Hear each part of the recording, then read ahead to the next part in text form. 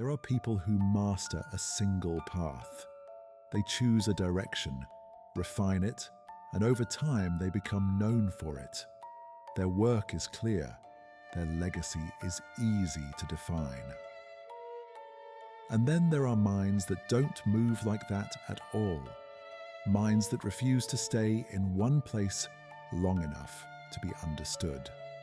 Leonardo da Vinci was one of those minds. Born in 1452 in a small town outside Florence, he would go on to paint some of the most recognized images in human history. Design machines that wouldn't be built for centuries and fill thousands of pages with observations about the world. But what makes Leonardo difficult to understand isn't just what he created, it's what he didn't. Because unlike most great figures in history, Leonardo da Vinci didn't leave behind a long list of completed works. He left behind fragments, ideas, studies, unfinished projects. And yet, somehow, he's still remembered as one of the greatest minds who ever lived. Which raises a more interesting question. Not what did Leonardo accomplish, but why didn't he finish more? Leonardo wasn't raised inside the traditional academic world. He was the illegitimate son of a notary and a peasant woman, which meant he didn't receive the same classical education as many scholars of his time. He didn't learn Latin, the language of intellectual discourse, and he wasn't trained through formal philosophical systems. Instead, he entered the world through direct observation. As a young man, he was apprenticed to the artist Andrea del Verrocchio in Florence, where most students learned by imitation. But Leonardo didn't just copy what he saw, he studied it. He examined how light actually behaved when it struck a surface, how shadows softened as they moved away from an object, how human expressions weren't fixed, but constantly shifting in subtle, almost invisible ways. While others were learning technique, Leonardo was trying to understand reality itself. That tendency didn't stay confined to art. It expanded, rapidly. What began as an interest in painting turned into an obsession with anatomy. Leonardo began dissecting human bodies, often in secret, documenting muscles, bones, organs, and internal structures with extraordinary precision. But even here, his focus wasn't simply on recording what things looked like. He wanted to know how they worked, how movement originated, how structure created function. His notebooks became filled with sketches and observations that, centuries later, would be recognized as scientifically accurate. But during his lifetime, they remained private, not published, not organized for an audience, just accumulated, which begins to reveal a pattern. Leonardo wasn't thinking in terms of completion. He was thinking in terms of exploration. That same pattern appears in his approach to engineering.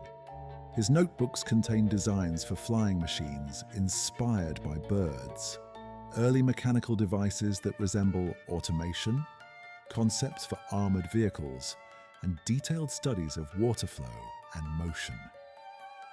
Some of these ideas were far ahead of what could realistically be built at the time, but that wasn't always the reason they remained unfinished. In many cases, Leonardo simply moved on. His attention shifted. A new question appeared, and it pulled him in a different direction. The result is something unusual. A body of work filled with brilliance, but lacking finality. Not because he couldn't complete it, but because completion didn't seem to be his priority. Even in painting, the area he's most famous for, this pattern holds. Leonardo worked slowly, often obsessively, applying thin layers over long periods of time, refining details beyond what most would consider necessary. Take the Mona Lisa. It's one of the most studied paintings in history, yet Leonardo never officially delivered it to a client. He kept it with him for years, continuing to adjust it, rework it, and study it. The technique he used, sfumato, blurred the transitions between light and shadow so subtly that the image seems almost alive. But what stands out isn't just the result, it's the process, the inability to leave it alone, the sense that it was never truly finished in his mind. Leonardo's life wasn't marked by isolation in the way some other historical figures experienced it.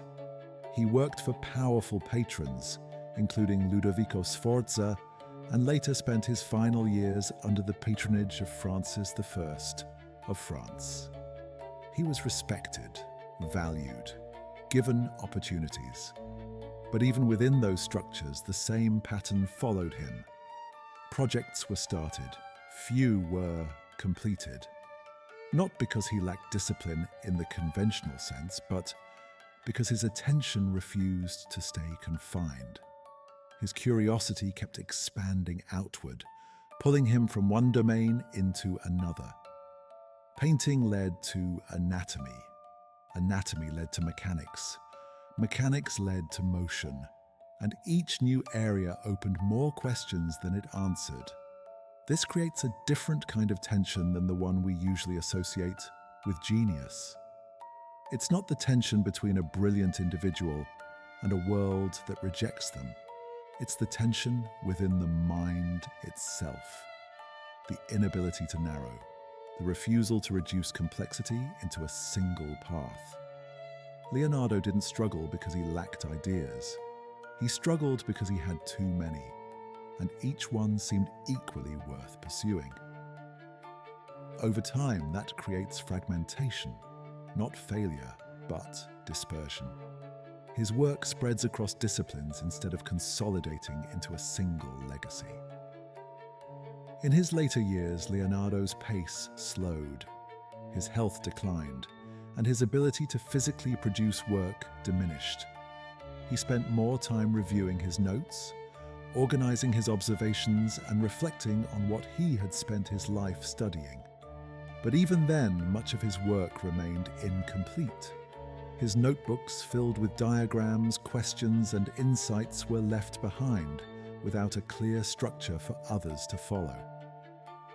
It would take centuries for historians, scientists, and engineers to fully piece together what he had explored. And even now, there's a sense that his work isn't something you simply read or observe. It's something you trace, fragment by fragment. Leonardo da Vinci didn't leave behind a clean, finished body of work.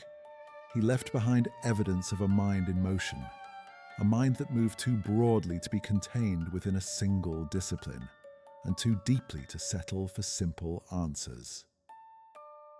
He reminds us that intelligence doesn't always express itself through completion, that understanding and output are not the same thing, and that sometimes the desire to fully understand the world can prevent a person from ever finalizing their place within it. Because in the end, Leonardo da Vinci wasn't held back by a lack of ability, and he wasn't simply a man ahead of his time. He was something more complicated than that. A mind that refused to stop searching, even when it meant leaving things unfinished. Not because he failed to complete his work, but because to him, the work was never truly done.